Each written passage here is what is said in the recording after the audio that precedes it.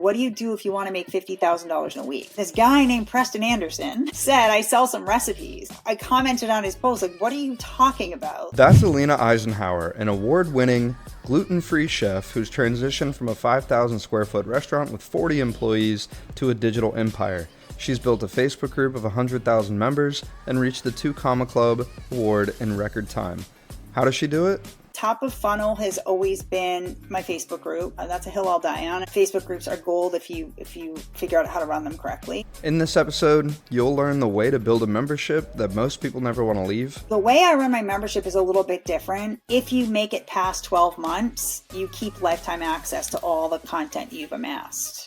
But if you leave before 12 months, you lose everything. Her experience as the winner of Russell Brunson's golden ticket for the final Funnel Hacking Live. Like, I thought someone was punking me when they first called me on the phone. I'm like, this is who from what? I won what?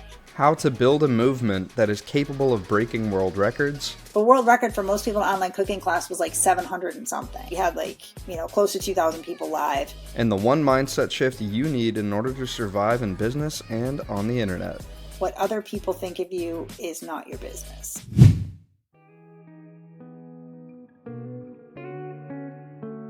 Where did you start your entrepreneurial journey and what got you excited about it?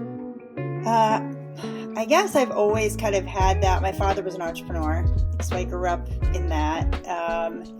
And pretty quickly, I went to college in Boston, and I went to school initially for communications and then switched over to exercise physiology, totally different from what I do now.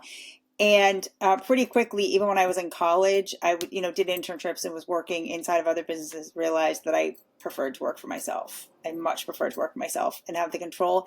So I was a personal trainer at the time. So that's where I started my entrepreneurial journey, was as a personal trainer in Boston. And then when I got pregnant with my son I was just about 30, I had always worked in restaurants. I'd always loved food, like when I was younger. It just wasn't considered a career, right? This is like the 80s, before Food Network, before celebrity chefs.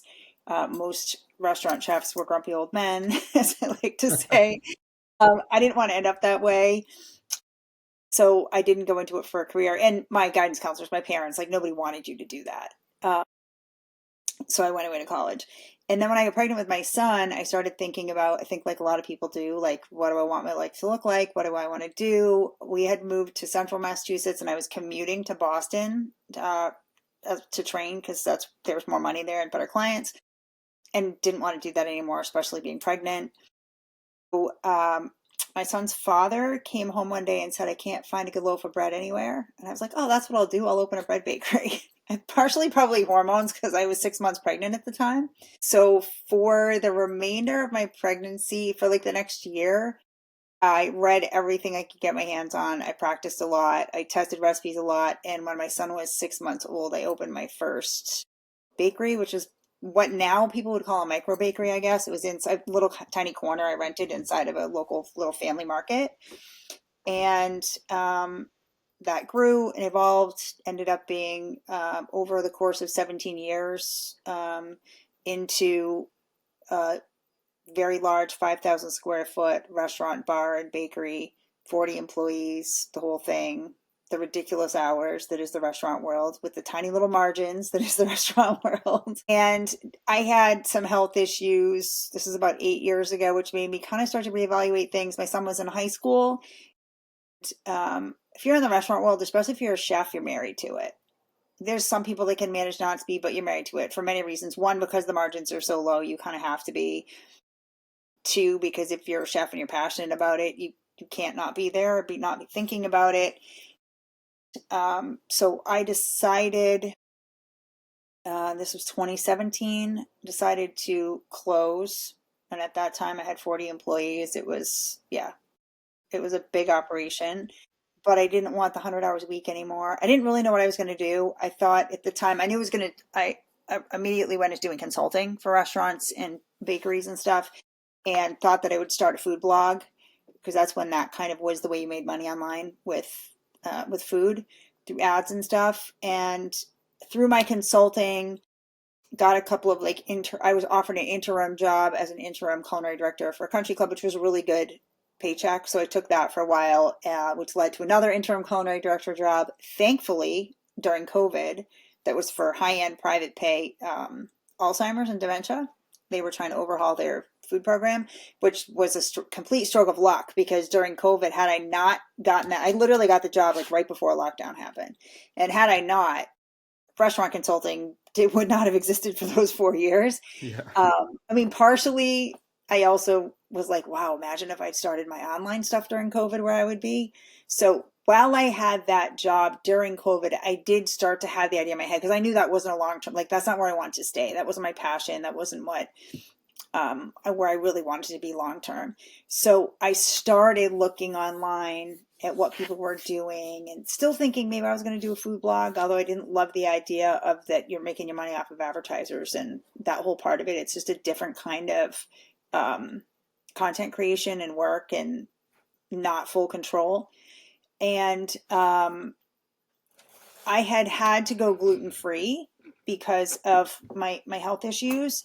And so I still hadn't necessarily thought that's what I was going to do online because I was thinking, I've always been a pastry chef known for all the regular stuff. And I thought, well, I still have all my recipes. I can do something with that. But then I think partially because it was COVID and so many people are online and there was all these groups and this stuff, I started joining groups and I saw there was a real need in the gluten-free community and the niche. So I started thinking I would do something there. I wasn't really sure. I was in some programs, some life coaches. At this point, I had no idea what a funnel was, what ClickFunnels was, who Russell Brunson was, any of it. This is 2022. And I thought I would start, I'm like, I saw people doing cooking class and stuff. I'm like, oh, maybe I'll start doing some like Zoom classes online or, whatever. And maybe I'll do a little ebook because I could sell an ebook. So I started doing that and I was in I don't know if I've told you this story. I think I have, but I was in a Facebook group. I don't know if it was like Landon Stewart's group or something. I was in a group that I just happened to be in. It was kind of business Facebook group. And someone asked a question and said, what do you do if you want to make $50,000 in a week? Like they asked the question to the group. And this guy named Preston Anderson said, I sell some recipes. And I was like, what? I commented on his post, like, what are you talking about? Like, tell me more. I don't understand. I'm a chef and I've never, you make $50,000 in a week selling recipes? This is crazy. So Preston being Preston, Preston, right? We're both friends with Preston now. Shout out episode 15, yeah, Preston and Lauren Anderson. Yeah, amazing. I would not be where I was without the two of them. So Preston is this generous, wonderful person. And he kind of just told me a little about what we were doing. I think he messaged me on the side and was like, oh, my wife does cookie decorating and started telling me. And I was like, wait, she had not even any of the experience I have. She's just a talented cookie decorator. And she's able to build this insane business.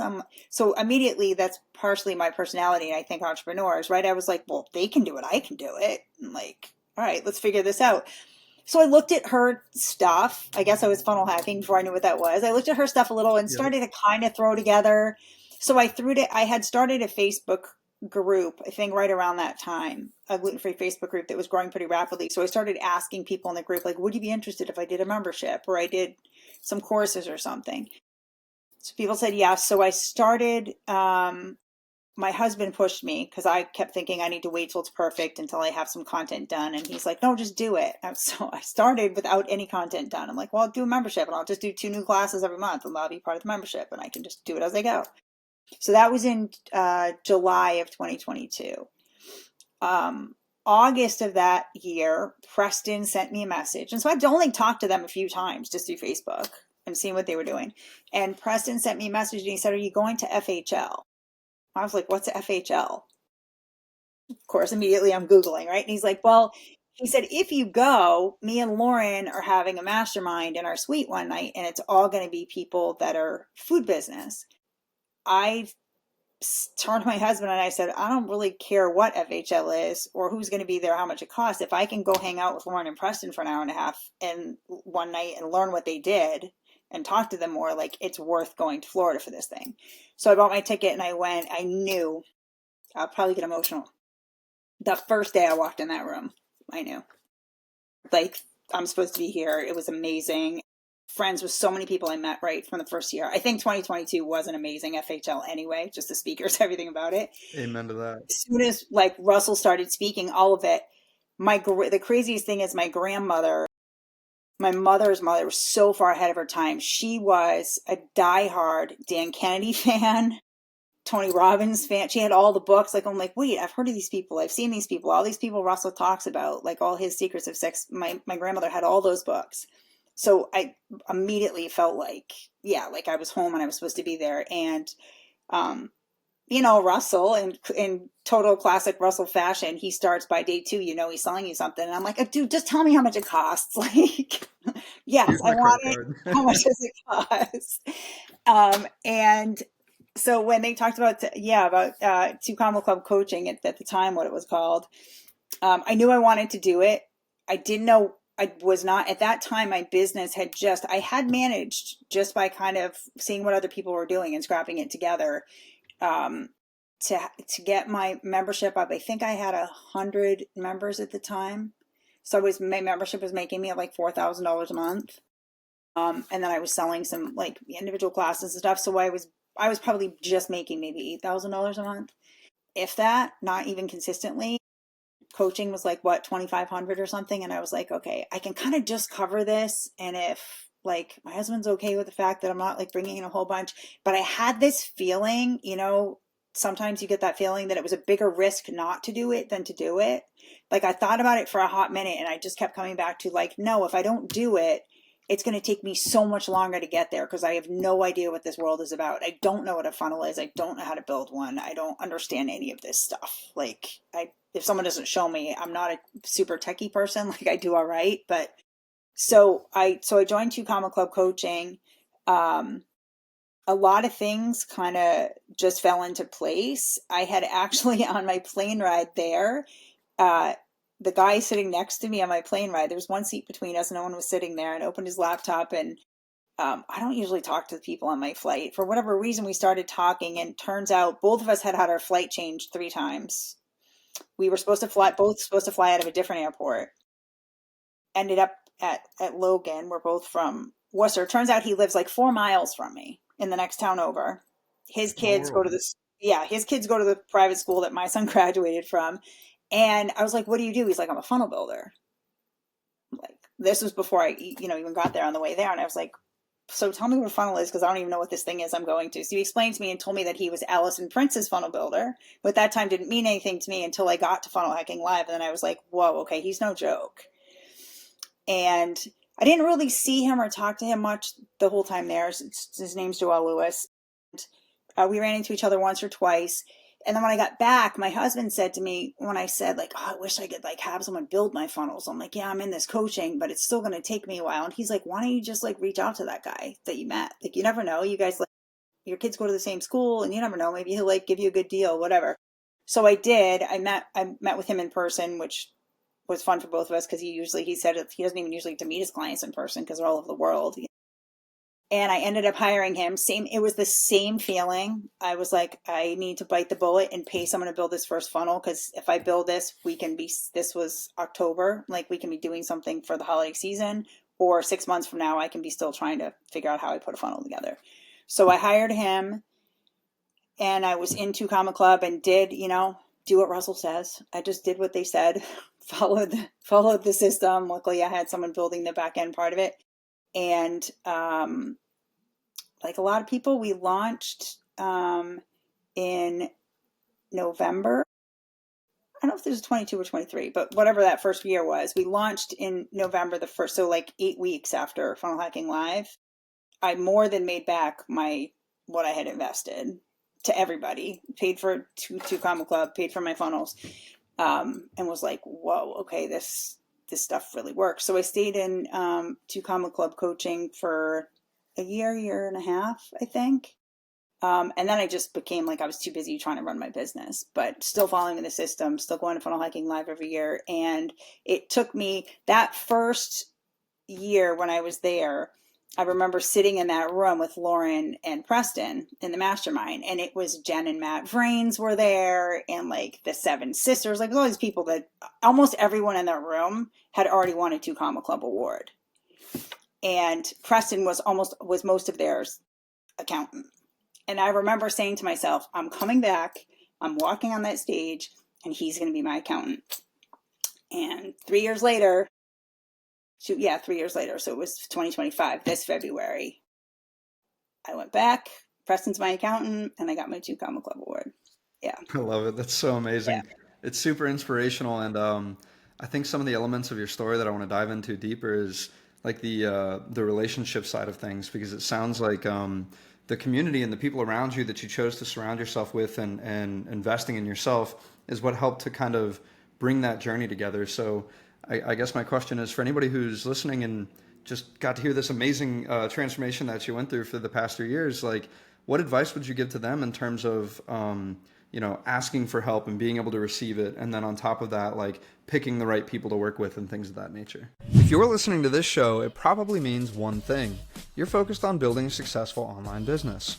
Well, here's the truth: no matter how good your offers or systems are, they only work if you have a steady flow of quality leads coming in.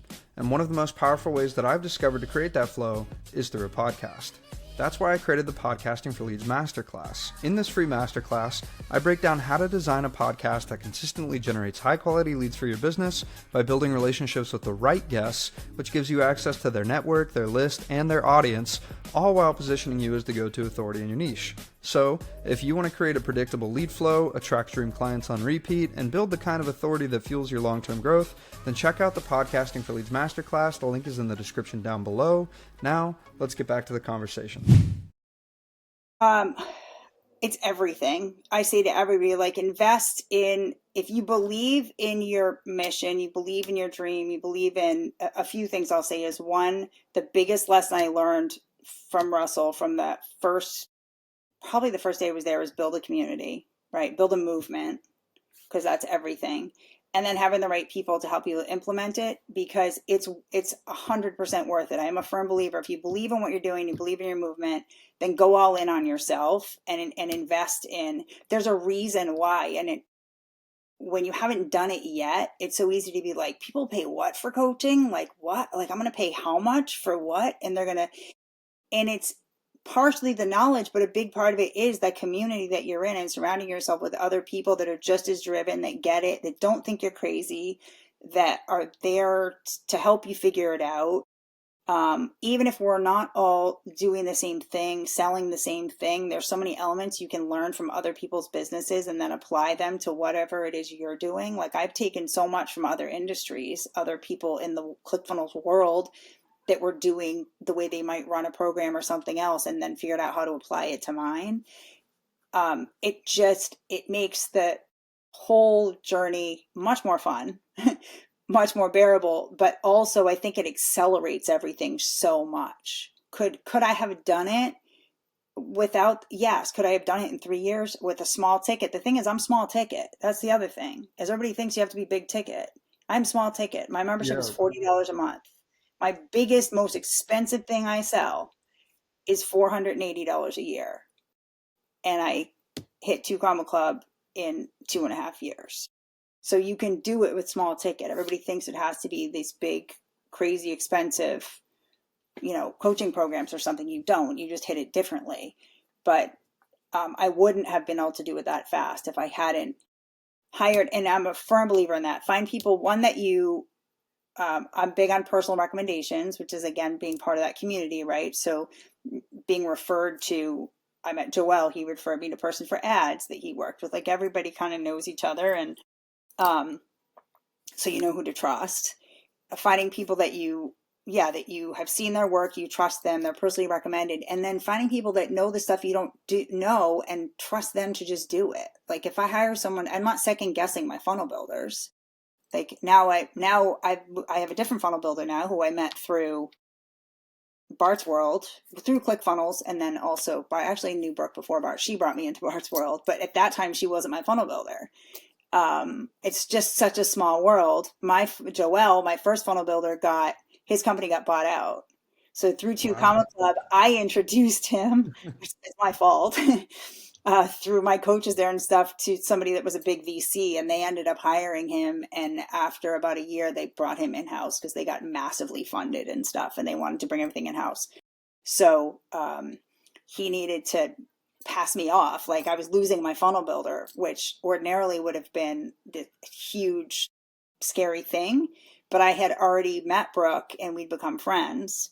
And I had introduced them to each other, and they'd actually been working together, helping each other with different jobs because they had different strengths and whatever. So it was really easy to be like, oh, well, I have this other great person that I know who's also a phenomenal funnel builder, and I was able to just move over, to having her help me. I wouldn't have had that if I didn't have that community and all the connections that I've made through this world. It would have been a totally different situation. Yeah, 100%. Shout out Brooke.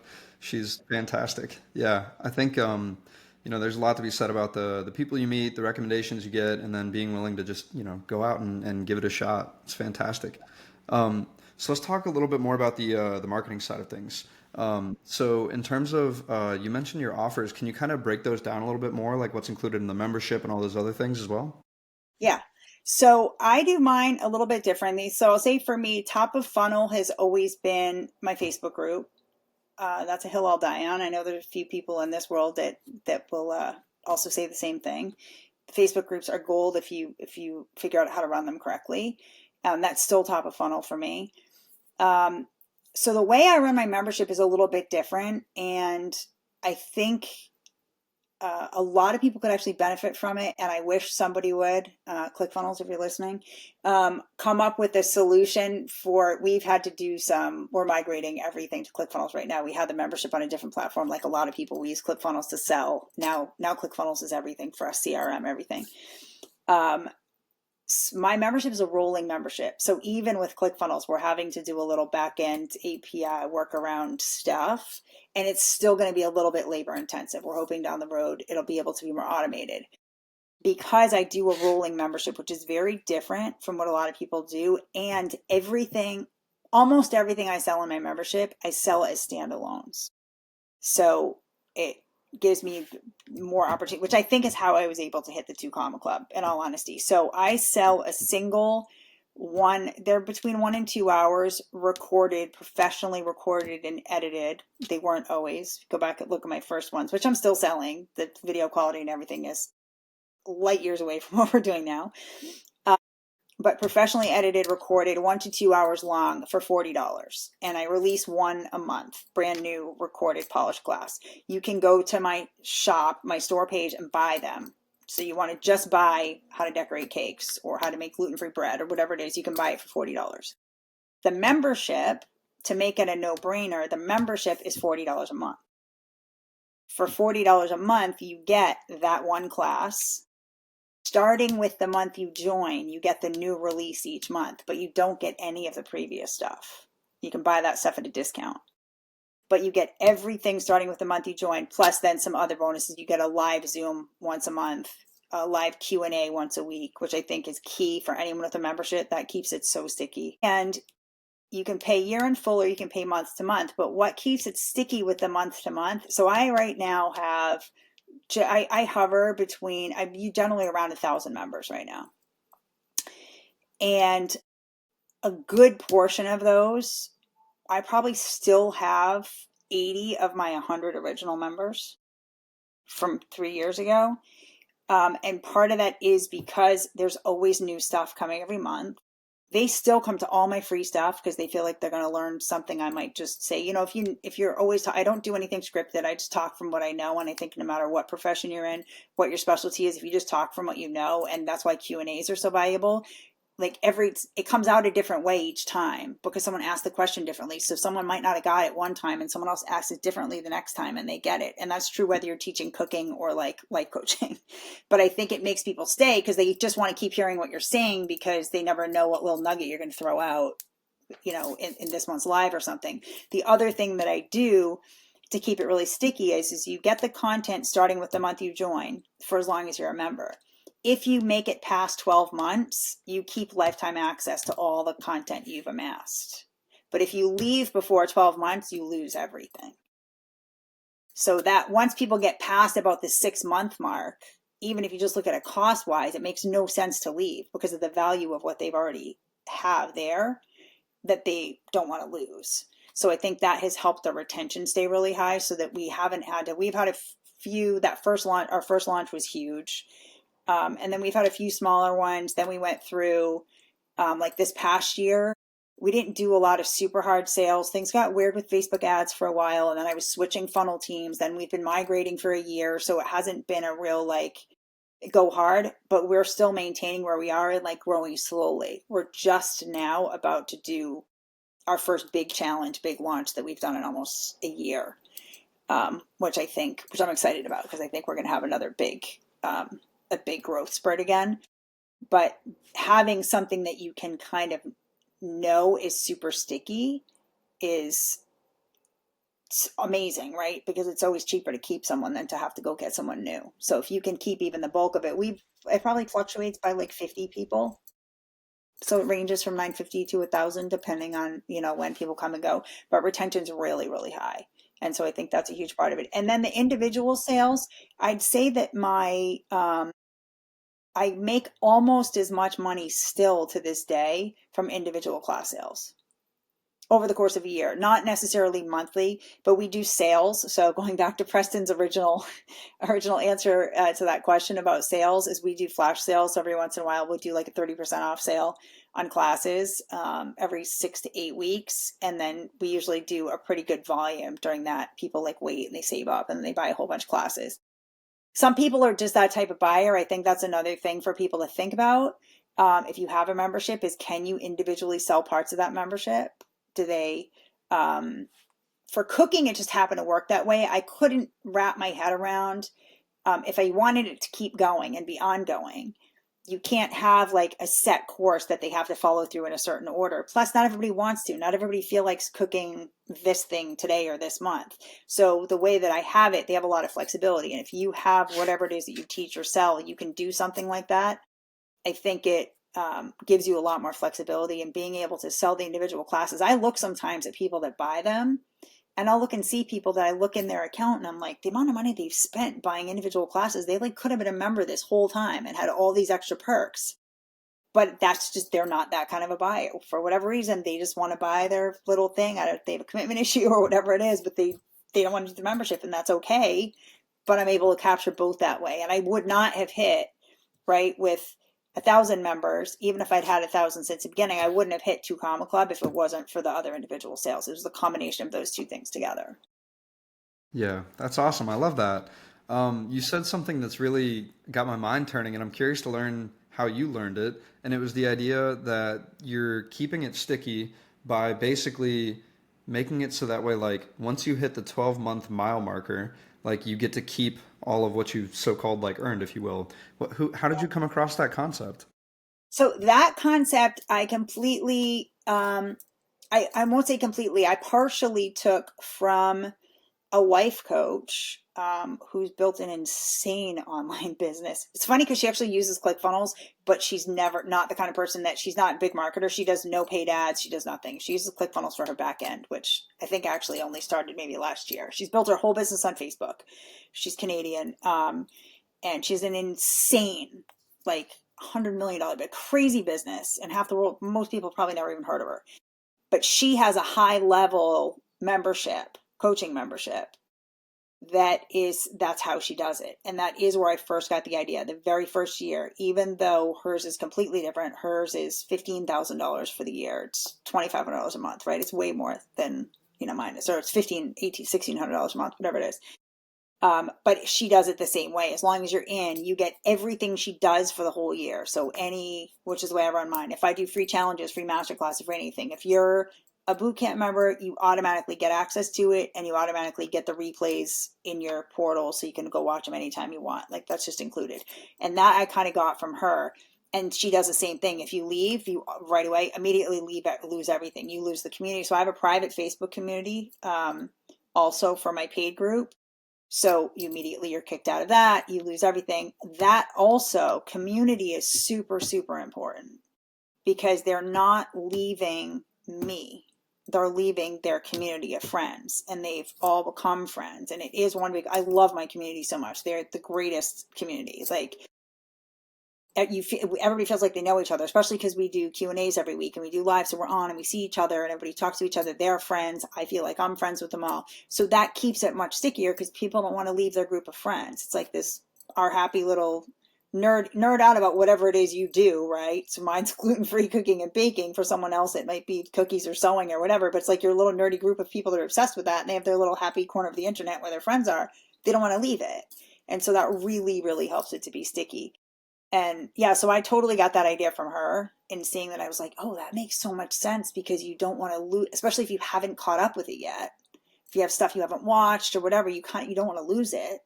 And then once you hit the 12-month mark, then she doesn't do this, but I let people, once you hit 12 months, you can stay on month to month if you want to after that. And then if you leave at 14, you still keep everything. You kind of keep, I feel like they've earned it at that point. But most people, once they get past a year, switch over to paying yearly anyway. Um, and they're on and renew yearly. A lot of people will switch over to yearly. Yearly, I give a slight discount. So if you join yearly, you pay for 10 months instead of 12. So a lot of people switch, oftentimes even before they finish their first year. Yeah. That's awesome.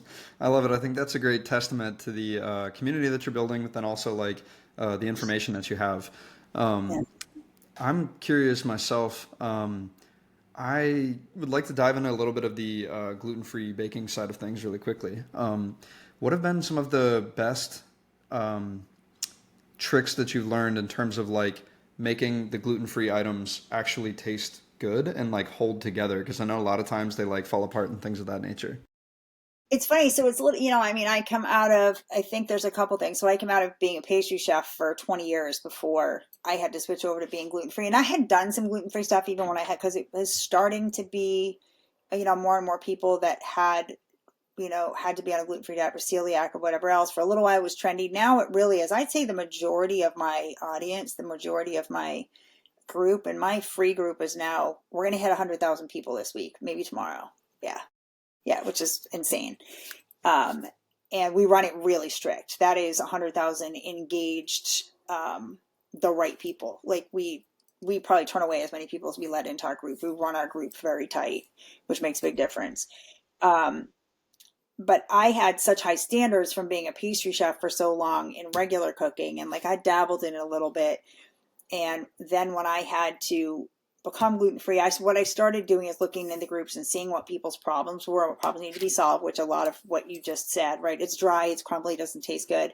A lot of it is little tips and tricks. Like the first thing is bake by weight, which people will resist at first, but especially when you're baking gluten free, because if you put in the slightest bit too much flour, it's going to throw the whole thing off, and that alone could be your issue. So I won't convert my recipes the other way. I teach everybody how to convert theirs from cups to grams so that they can be really accurate. Resting your batters and doughs, because gluten-free flour takes longer to hydrate. So a lot of times people have issues, things with being like gritty and dry. It's because either they're not weighing, so their measurements are off, and or if you don't let your batters rest, your rice flours aren't fully hydrating, and so it will be like have that weird gritty texture to it. Those two things alone make a huge difference. And then part of it is just having good recipes, right? So I've had recipes. I have binders from 20 years of being a chef, and I really went through, and for the most part, I'm converting recipes that I already use that were award-winning recipes regular, and I'm just converting them over to being gluten-free. Yeah. That's Occasionally amazing. now I'm developing, because I poll my audience a lot, and I think, again, no matter what niche you're in, no matter what you're doing, ask your audience, ask them what they want. Like, yes, I'm here to do what I do and what I teach, but I'm here for them. That's what all of us are, right? We're here to serve our people, our audience. So I pull them so much. I ask in my free groups and my paid, what do you want to learn? What do you miss? What recipes are you looking for? What classes should I do next? Because if you ask them what they want and you give them what they want, they're going to stay, right? And they're going to keep buying what you're creating. So That's that's always interesting. a huge, huge part of it for me. Yeah. Yeah, it sounds so simple, yet for some reason, a lot of people they miss the mark on it. I don't understand it. It's you got to focus on serving people first, I think is the big thing. Yeah. So, Well, that and the Q&As. Who did I see that? Was it Brenda? Brenda Schmidt. I think it was her at Funnel Hacking Live. this past year, I said something, we were talking somehow, and I said something about Q&As. And someone said to me, you do a live Q&A an hour, at least an hour every week in your group? And I was like, yeah, think about it this way. I said, if you had a job in the real world, you have to show up live 8 hours a day, 6 to 5 days a week to make not a fraction of the money we can make doing this online. I said, if I have to show up live an hour a week to my audience, to my most invested people, and have a conversation with them, like, I'm doing pretty good. And I actually really look forward to it. And I encourage anybody to do that, that has any course, any membership, anything. Do more Q&As, do more live, like, encourage, do lives, do a Q&A. People love it. And sometimes people jump on, they have no questions. Half the time they're jumping on because they just all want to hang out. And I'm like pulling questions, like, come on, someone has a question. Let's go. What's your question? But everybody shows up every week. And now I just started a new course, and I'm going to be starting a new membership this year, teaching business now for cottage bakers, for people that want to start their own home businesses. So now I have 2 lives a week. When that course is running, that course is different because that course is a business course. So it's just 4 weeks. It is more traditional, but I am putting a continuity onto that as well for the Facebook group. So if you want the continued support of the Facebook group, that will become a continuity. And that one, I'll just do one big live, like, coaching call once a month. But I think those are just so, and I may, you never know, like down the road, if I feel like it needs it to be sticky or to serve them better, then maybe I will make that a once a week as well. But I cannot recommend that enough to people to, like, really, because, and especially now, right, when we're talking about AI and all this stuff that's coming up, I had no competition when I started. So when I started doing this, there was nobody else with gluten-free class. There was a few people that did classes, but they weren't really out there promoting it much in the same way. There was nobody really with a membership like I have.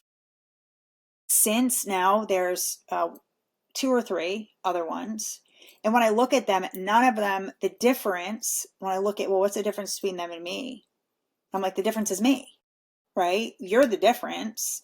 There's an audience for everyone, but two, most of my competition right now is either AI or is someone, sorry to those of you watching if this is you, but who are like the PLR people, and they're like, hey, I can teach you how to make a course out of anything. Oh, you've like been a cottage baker for 3 weeks, teach people how to be a cottage baker, right? Like that kind of thing. Like, people do it. And I can see it. I found one the other day that was a gluten-free course or something, and I'm like, I'm gonna figure out who this person is. And I went, and I'm not stupid, so I'm looking at like the URL before the whatever that brought me to the course page they were selling. So I took off that stuff to go to like the root one, and sure enough, it was like somebody who has courses teaching people how to make courses about anything, and they're selling a gluten-free course. So I know they're not going to have the same touch that I have. They're not doing the lives. There's no real person behind it. So that's what sets you apart, because if you don't have the real person behind it, if you have money to throw at ads and you are doing it with multiple different things, can you make some money? Yeah, but you're not going to have the longevity, and you're constantly going to be trying to get new people because you're not going to keep people. You're not going to have the loyalty, and in the long run, it'll fizzle out. Whereas if it's built on a real person and you're showing up and people know you and build a relationship with you, and you're really, that's what makes you different. And that's what makes it something sustainable for the long run, something you can grow, and something that is only just going to keep getting bigger, because we're the difference. The real person is the difference. And I think that not enough people are realizing that. I think that's like the real power right now, especially with all this AI stuff, is to let people see your face, show up, and let people know it's you.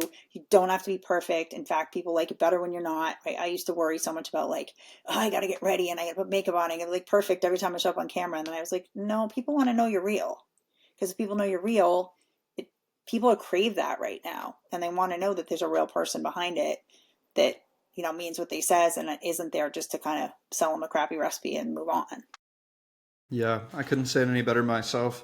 I watched a podcast with, I think it was Omar El-Takari and Daniel Priestley, and they were basically discussing like what it looks like in the future, the next 10 years, 5 years, whatever it is, where the two best opportunities are either going all in on the tech side of AI or the personal brand side, and actually being like embracing being human and like building those genuine connections and everything.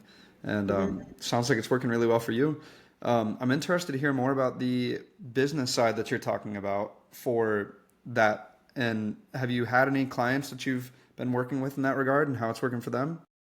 Yeah, so I started, so this came out kind of the same way, right? I guess as part of what we learned being in this, in the ClickFunnels world is like find a problem and solve it, right? Find where there's something missing. So, um, I always knew in the back of my mind at some point that I would love to teach. I honestly thought that I would maybe do a course on Facebook groups and that kind of stuff, although there's quite a few other people in, even through ClickFunnels world. I can't remember her name, Christina Rowe, right? There's a few people that have done it really, really well that teach it already. But I always thought maybe that's what I would teach. And then this past year, Facebook and the way it serves you things, whatever else, these cottage baking groups started popping up. And of course, because it's what I've done and I've experienced as a chef, I can't help myself. So I'm in there like commenting on people's stuff and whatever. So then it's feeding me more and more of it. And I start seeing all these people's questions and I'm like, oh my gosh, these people need help. I'm like, these people need help. Like they're answering each other's questions and they're giving each other horrible advice and they don't even understand like the difference between profit and labor and profit and loss and like the basic business stuff that's like if you want to make it work you need to understand that stuff first. And so then I was like I should do a cottage baking course, so I put a question out just into my groups because I was like, well, I have 100,000 people and I did know through people in my paid membership and in my free group talking that some of them were gluten-free cottage bakers, like that they sold their stuff, so I knew I had a few of them in there. So I put a question out asking if people would be interested and like immediately had 150 comments, I think, on the first post of people saying that they would, and that was just in my own ecosystem. So true to my style, I threw together a course pretty quickly because this is stuff that I could teach in my sleep. I did it for 20 years. Through that and going back through, it was fun to go back through the process of like origin story and everything because now I had to look at my origin story in a totally different way. Because my origin story for gluten-free baking is about getting an illness and realizing I had to be gluten free and pivoting from my original career and all that. And I started thinking about cottage baking, and I had not really realized until I started to go back to think about my origin story for it that that is how I started. I started as a micro bakery. I was like, oh, like I actually really did do that. I started this tiny little core store with like no employee, a used oven, and everything on credit cards, and grew it into like a business grossing $2 million a year. So like I did that. I need to figure out how to show other people how to do that. So it totally made sense. So we pretty quickly put together the program. Brooke made a pretty simple funnel. And because we're in the middle of migration, I guess this my point with this whole story is to people is to like just do it and figure out a way to do it. And even if it's messy and you can even after this long, I'm like pretty perfectionist about my videos and stuff now for the cooking side. I have a professional film crew, everything. But when starting this new one, I was like, no, just do it. Like they need it. Let's just do it. Because if I waited for migration to be over and everything else, I wouldn't be doing it till next summer. So because we're in the middle of migration, I was like, I don't want to introduce a whole new course on that platform. The way I did it is it's a 4-week course. So there's 4 weeks of modules, basically taking them all the way through, like figuring out the cottage laws where they live, how you set up your kitchen, production, pricing, menus, social media, photography. Like I kind of go through all of it in 4 weeks. Then I have a VIP upgrade that includes 4 more smaller group mentor sessions and a one-on-one call. So we decided to run the whole thing in Facebook. Kind of like, again, Melanie, the life coach that I had followed, because she's still doing hers that way. I was like, oh, I can run the first one on Facebook. I said to Brooke, and once migration's done, then we can permanently put stuff into ClickFunnels and we'll just give everyone access there. But until then, we'll do everything in Facebook so that we didn't have to worry about building it while we're doing all this other stuff. So we did it. We sent out the first time, might have done 1 or 2 boosted posts, but I didn't have an ads person because I haven't really done ads this last year. We pulled back on ads for that same reason too, because we knew we were migrating and all this other stuff. And I was like, we'll scale back a little bit. So I just now starting ads with Keely, who you know. But we did no ads for the first one, sent it just to my email list, which is like 35,000, and then into my Facebook groups. And we started with a wait list. We had a wait list of 100 people. We opened the funnel and we had 95 people sign up for the first round. Wow. Yeah, which was crazy. I did not, yeah. So second round was not as big, but second round We just waited a month in between, and same thing, we just organic, so it was going to the same group we'd already kind of sold to. We'll do a big official first launch and have it inside of ClickFunnels and everything after like first quarter next year. So then I'm hoping to grow that to be as big as, I think potentially it could actually be bigger than my gluten-free one, because it's not just, I have a lot of gluten-free people that take it and allergy-friendly bakers because I can help them with that side of it as well. But it's really business class. So anybody that wants to learn how to run a micro food business can take the course. So yeah. And it's fun to teach that. It's a totally different type of teaching than teaching the cooking stuff. In one respect, it's a lot less work because it's all just here. There's no R&D. There's no taking pictures. Food content's very labor intensive. So it's nice to have something else I'm doing that's not as labor intensive. Yeah. Yeah, yeah, I can imagine with the food sourcing and getting it picture perfect and all those things for sure. This is bringing up a question that I've brainstormed on ever since I went to the restaurant First Watch. I came there and, their business model is you pay for food, they serve it to you, all that stuff, classic restaurant. But they also had like a cookbook that they were selling, which is making me think of like the info product world that we're in. And I'm curious from your unique perspective, like, how would you go about trying to marry the two of like the physical restaurant and the digital side of things with the community, or would you advise maybe not doing that? What are kind of your thoughts on that? I don't know fully the digital side that I've thought about that I've necessarily figured it out, but I will say things that I've learned through being in the digital marketing world, there's definitely things you can apply to the brick and mortar world that I like am teaching in my course. For instance, subscriptions, continuity, and memberships, which you never would have thought of before in a traditional restaurant model or something like that. It's such a great way to run a business, especially businesses like that have low margins. It can be seasonal. And so having like I teach my bakers to do things like almost like CSA boxes or something, where you have get people to commit to, if they're doing a loaf of bread every week or a bakery box once a month or every other week, that it's a little bit less expensive because they've committed to it. But now for you, it makes you have consistent, reliable income. You know exactly what you have to bake every week. So things like that, I think you can definitely pull from the online marketing world into the brick and mortar world. And learn from. And I think that is the future of that too. Yeah.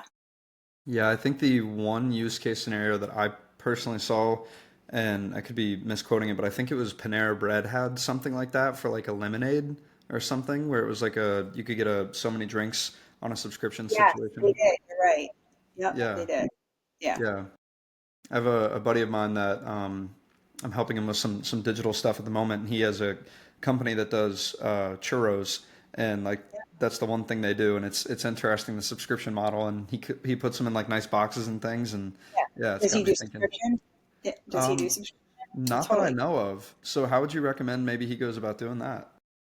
You, is he only local? Does he ship? Like, how are they done? I think they're only local at the moment, but I couldn't see why they couldn't ship at least up the street or something. Yeah. So I would do this same sort of thing where you have figure out the frequency.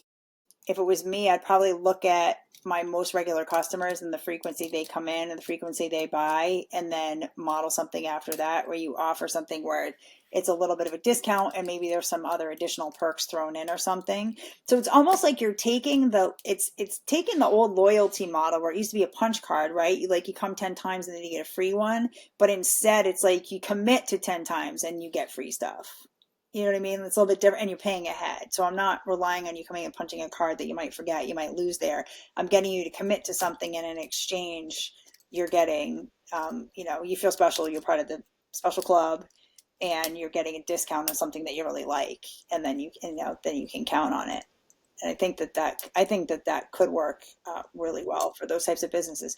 There is one company, if you're talking about shipping, I don't know if you ever met, I can't think of the name, and I think it's changed owners. That first mastermind I was in at FHL with Lauren and Preston, there was, I cannot remember his name, um, a company called Tortilla Familia, and you can still buy there. I still do. I met them there and got tortillas from them, and I still order them sometimes. They have subscriptions, they have online ordering, they ship tortillas. They have corn ones, all different flavors. They're really good. And they also have flour ones that are made in Mexico, like small family business. It's not them. They import them, and they have subscription model, and everything is run. It's run through ClickFunnels. Like they have subscription model. They have like order bumps and the whole thing. And it's for tortillas. Yeah. That's awesome. Thanks for sharing that. I appreciate it. I'm excited to share this section with him later.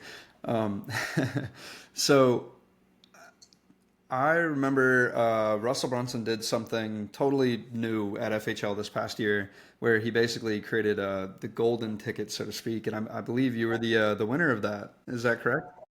I was, which Awesome. was super cool. It was the cherry on top because I was getting my 2 Comma Club award this year. And so I was super excited about that. And I really wanted to win the golden ticket. Like when he announced it, I'm like, oh, that'd be so cool. I'm like, yeah, but I never win everything. Whatever. I'm fine if I don't. I'm going. I'm see everybody. Yeah. And I ended up winning it, which was pretty crazy. Like I thought someone was punking me when they first called me on the phone. I'm like, this is who from what? I won what? Because what it was is I got, they upgraded me to a suite and they paid for it. So my hotel was taken care of.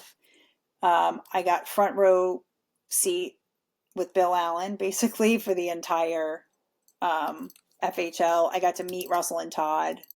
I got to meet a couple of the other speakers. Yeah, so it was pretty fun experience.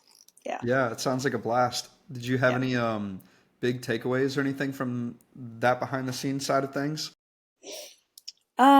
So much other than I guess just it was pretty cool to see like the level of organization and passion and everything that goes into it. I think that. I mean, I'm the kind of person that I know that, but a lot of people don't realize like how real they are. And they're just real people. Like Russell and Todd are just real people. If you ever anyone that's ever met Russell in person, right? He's actually kind of awkward in person. He's so different than he is on stage. He's just a normal, really nice, normal guy that is so different from how charismatic he can be on stage. Although sometimes I think a little bit that comes across on stage. And same thing with Todd too, like just super chill and to see and their families backstage and just to see, they're just like normal people that built this insane business and just happen to have these really amazing business minds and they really do care about the community and care and believe in and care about what they're doing for sure. Yeah, that wasn't That's lost on awesome. me at all to see it. Like it is no different than they're not pretending to be one thing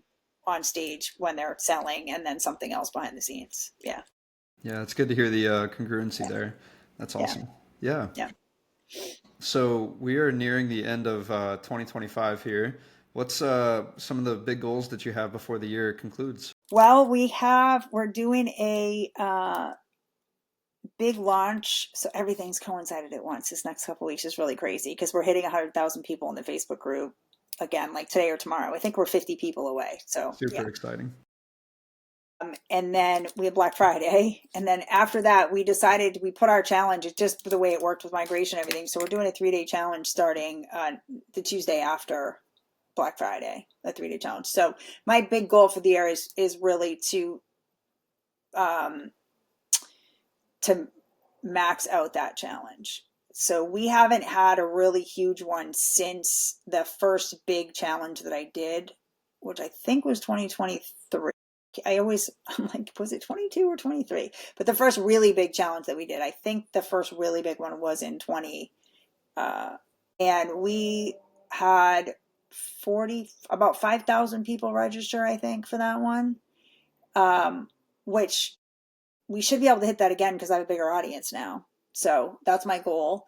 And I think we sold 300 memberships, which my funnel builder at the time, Joel, was really good at forecasting, told me we were going to do, and I didn't believe him at all. So I didn't have enough of my Mifke boxes because I didn't believe him. And I was like, I'm not spending that much money and having all the extras sitting around. And then it was packing boxes with my kids in my living room for 3 weeks afterwards to send them out. But yeah, so my goal is, and that one, what happened, which was really cool. So this is something fun to talk about that I feel like other people in ClickFunnels in this world could use. On that challenge, which we're going to attempt to do again with this one, and I guess I would say that is my big goal, is to break my unofficial world record. So on that first challenge, we were getting people registered, and we had a Facebook group, like a lot of people do, dedicated to the challenge. And as the numbers started climbing as who was in the Facebook group had like 4,500 people in it. One of the people in the group, one of the posted, and she said, I think we can break a world record with this cooking class. She's like, the world record for most people in an online cooking class. I had never even like thought to look that up. The world record for most people in an online cooking class was like 700 and something. And so I was like, oh, if we can get everybody to show up live, like, yeah. So then we started using that in our promo, and we started using it in the group, like, help us break a world record and let's do it gluten free. And like, it'd be great for the community, and maybe we can get it certified afterwards or whatever. So we did. We smashed it. I think live we had like a 40 something percent show up rate. So we had like, close to 2,000 people live, and smashed the world record unofficially. Of course, then I contacted Guinness, which a lot of people don't know now is kind of pay to play. So you can't get an officially certified record, especially for your business, without paying like, it's something crazy. It's over $10,000. Wow. So that record stands as unofficial. But my goal is, if we can break it unofficially again, then I'm going to see if I can get sponsors and attempt to break it officially. Because if I know I can unofficially do it twice, then we know we can do it, and it's worth the sponsorship money and whatever else. And hopefully I can get some brands to help sponsor or whatever. $16,000 or whatever it is. It's kind of silly to me, because with online stuff, like, you have proof. I'm like, what do you mean? Like, you guys can go back and look at the Zoom numbers and the Facebook Live numbers. You could see how many people were on. Like, we're not making it up, but they won't certify it after the fact. So, but when we did it, I kept thinking, ooh, this could like be a really fun model. Like in the ClickFunnels world, people could just keep breaking each other's records. Like if I broke a record, and then somebody else could try to break Lauren could try to break my record with a cookie class, and someone could break record for the most people in an online yoga training, whatever it is. Like, it could be a kind of fun thing. It definitely improved our show up rate, I'll tell you that, because just to have a 40 something percent show up rate live is pretty good. Yeah. Yeah, that's fantastic. That's a really cool angle because it makes it kind of like a movement in a way. It's like, hey, help us come break this record. That's huge. Yeah. Awesome. Well, Especially if we do it. yeah, I've really enjoyed this podcast so far. I've one final question before we end it, and I like to ask the individuals who are sitting across from me in this. We live in a unique day and age where we have the ability to record a moment in time forever. And so what I like to do is I like to ask, what is the one big piece of advice that you could leave for future generations to see forever? What is the one big piece of advice? I would say the one big piece of advice is to not, I guess it's kind of twofold, but to not take yourself too seriously, and to not, what other people think of you is not your business. That whole, my favorite book, and I will say, maybe this is my advice for future generations, is to read the Four Agreements. If you haven't read the Four Agreements, it is the best personal development book. It's time. Have you ever read it? I It's have not, but I will. go read it. I give it to, like, when I had my restaurant and I had a lot of kids come in through like interns and stuff, all young 20 something year olds, I would tell every one of them read it. So it's Four Agreements you make with yourself. It's the easiest book to read, and it basically really is about, don't take things personally. So it talks about the fact, I think that is the biggest lesson I've learned in business. It really helps in business because you have to have a tough skin, and especially in the online world. But don't take things personally. Like, the way that somebody else reacts to you, the way that people treat you, all of it, we always assume that someone's affronting us or insulting us, or like, it has nothing to do with you. It's their frame of reference. It's whatever happened in their life. It's however they're perceiving you. Perception is reality, right? It has nothing to do with you. And the more you get clear on that, the easier everything becomes. Because that one thing messes all of us up. Until we figure it out, you take everything personally, and then you get sucked right into that whole thing. And if you can learn not to take any of it personally, and be strong and like know who you are, and if you're a good person and doing the right thing and you know that, then who cares what other people think, especially some random person on the internet, right? Like, it's 100%. hard. I'm not saying that you never like start to a little bit like, and then you have to be like, no, it's them. It has nothing to do with me. It has nothing to do with me. Yeah, that's very sound advice. I love it. The way I've always kind of seen that is an outward projection of what's on the inside, you know? Yeah, it's interesting. I love that. Well, thank you so much for your time today. For anybody who's still listening and wants to get involved in any of your cooking classes or your community, where can they do that? So chefalina.com. And then on all social media platforms, it's at Chef Alina E. So just Chef Alina, my name with an E at the end of it. Yeah. Awesome. Well, thank you so much. This has been a great episode. Thank you.